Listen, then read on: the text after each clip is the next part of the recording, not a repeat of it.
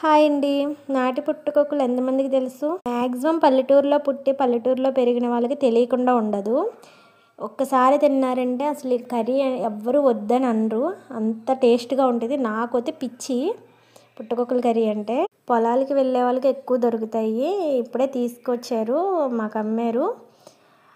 అవి వెంటనే మేము కట్ చేసేస్తున్నాం, ఎందుకంటే అవి పువ్వుల్లాగా విడిచిపోతాయి లేట్ అయ్యే కొద్దీ. అందుకని మాకు ఇవ్వగానే మేము వెంటనే దాన్ని కట్ చేసేసి వాటర్లో వేసి క్లీన్ చేస్తున్నాం. మా అమ్మ చెప్తుంది ఎట్లా కొయ్యాలి, ఇలా క్లీన్ చేయాలని. నాకు అంత తెలీదు. ఇంక మా అమ్మే కట్ చేద్దును, కాకపోతే సరిగ్గా కళ్ళు కనపడవని ఇంక మా హస్బెండ్ కట్ చేస్తున్నారు. నేనే కట్ చేద్దాం అనుకున్నా, అంటే నేను ప్రెగ్నెంట్ గురించి కింద కూర్చోలేక ఇంక మా హస్బెండ్ హెల్ప్ చేస్తున్నారు. ఇంక మా అమ్మ ఏమో చెప్తుంది.